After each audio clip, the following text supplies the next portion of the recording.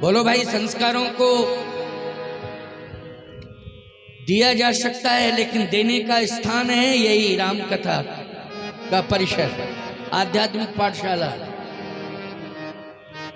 अनुशासन समझने के लिए, अनुशासन में रहने के लिए, मान मर्यादा समझने के लिए आपको एक ग्रंथ की शरण में जाना पड़ेगा, एक गुरु की शरण में जाना पड़ेगा, गुरु ग्रंथ की शरण में जाना पड़ेगा, तभी आपको मर्यादा मिलेगी सीखने की। बिना गुरु के, बिना ग्रंथ के मर्यादा आ ही नहीं सकती है। आप डॉक्टर बन सकते हो डिग्री लेकर के, आप इंजीनियर बन सकते हो डिग्री लेकर के, आप मास्टर बन सकते हो डिग्री लेकर के, आप बहुत बड़े अधिकारी बन सकते हो डिग्री लेकर के, लेकिन मर्यादा आपके जीवन में आ जाए डिग्री से,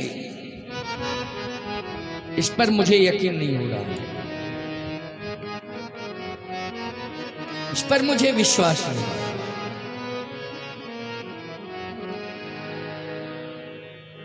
सत्य कह रहा हूं आपसे,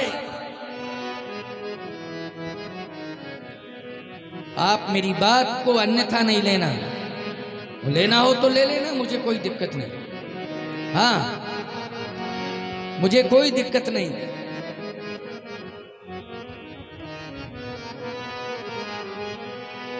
क्योंकि मैं महात्मा हूं और बालकालीन साधु,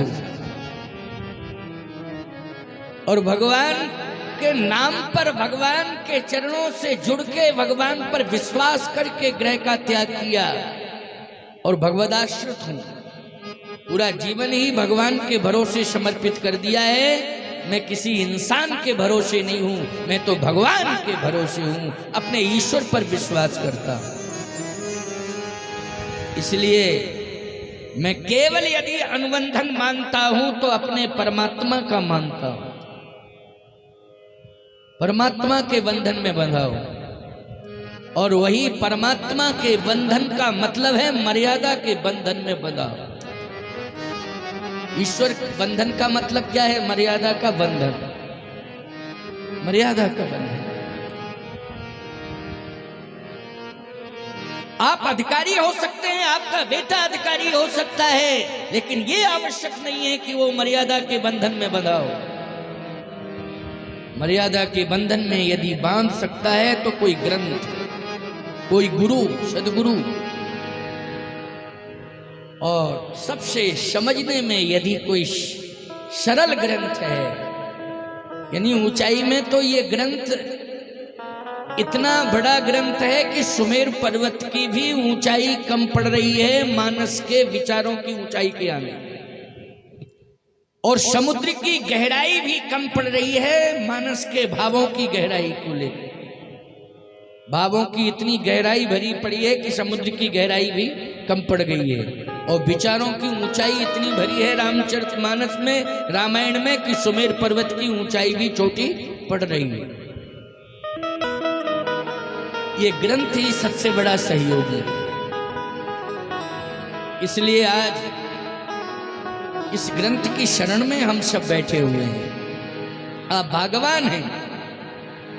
तो मैं कह रहा था कि वासना की आग को शांत करने के लिए हमें राम भक्ति रूपी जल की आवश्यकता है। राम भक्ति का जल यदि हमें मिल जाएगा तो हमारी वासना का शमन हो जाएगा।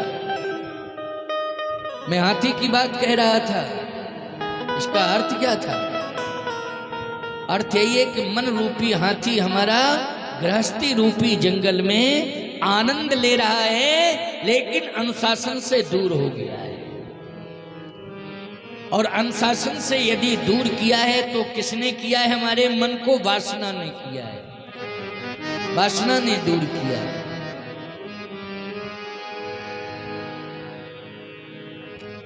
प्यारे,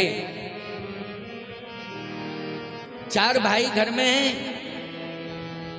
जब तक विवाह नहीं होता है, ईमानदारी के साथ बताओ, एक साथ एक रसोई में भोजन करते हैं कि नहीं करते हैं? जल्दी बोलो।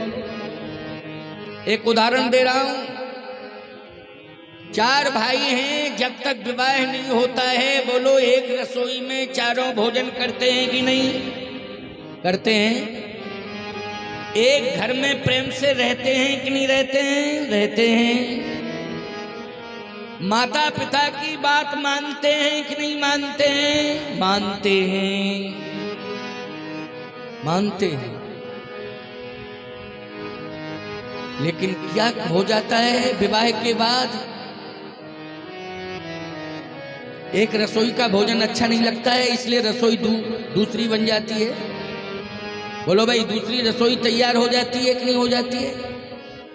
और एक बात बता दूं, समझ में नहीं आता है कि दहेज में लोग सामान देते हैं। अरे ठीक है, तुम लाखों का सामान दो, लेकिन कम से कम इतना विचार तो करो कि गैस सिलेंडर चूल्हा तो मत दो दहेज में।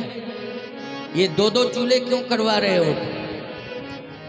बोलो भाई, 10, 5, 15 हजार का सामान तो कोई भी गरीब भी खरीद सकता है। बोलो खरीद सकता है। ये चूल्हा वगैरह ये तो 10-15 हजार की व्यवस्था है सिस्टम में। बोलो क्या ये खरीदे नहीं जा सकते हैं?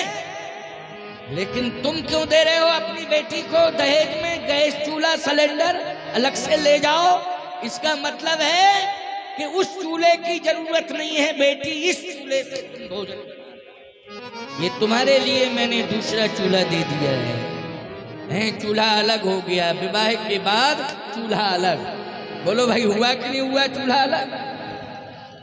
मैं मानता हूं कि मर्यादा के कारण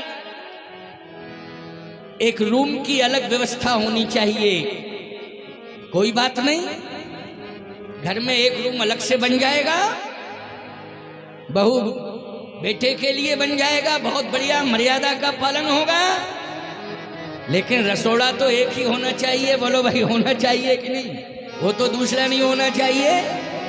अच्छा, दूसरा चूल्हा यदि होता है तैयार तो मर्यादा भंग होती है कि नहीं होती है? उस घर की मर्यादा ही टूट जाती है, मर्यादा भंग हो जाती है। आपका बेटा अधिकारी है, कर्मचारी है, आपसे 100, 200, 500 किलोमीटर दूर रहेगा। आप कहोगे महाराज वहां तो चूल्हा दूसरा होगा ही, वो दूसरा चूल्हा नहीं माना जाएगा, वो एक व्यवस्था मानी जाएगी। क्यों भाई? उसको दूसरा चूल्हा नहीं कहा जा सकता है, उसको व्यवस्था माना जाएगा, वो व्यवस्था है। लेकिन आपका बेटा 500 किलोमीटर दूर से चल के आवे तो बोलो सभी भाइयों के साथ भोजन सामूहिक रूप से होना चाहिए कि नहीं होना चाहिए? होना चाहिए। ये मैं मर्यादा की बात कर रहा हूं। लेकिन इस वासना ने अंधा बना दिया है। लोग नहीं पहचान रहे हैं कि घर में कौन रहता है, हमें इसके साथ कैसा व्यवहार करना चाहिए। इसी वासना को समाप्त करने के लिए, अंधापन को समाप्त करने के लिए राम कथा हो रही है।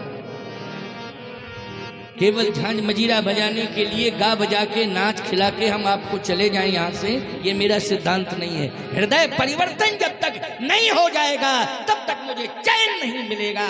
मैं चैन से नहीं सोऊंगा जब तक हृदय परिवर्तन न करें। मेरा संकल्प है कि हृदय परिवर्तन होना चाहिए, और हृदय परिवर्तन के लिए ही राम कथा है। हृदय परिवर्तन के लिए राम कथा, क्योंकि बुद्धि विश्राम सकल जनरन।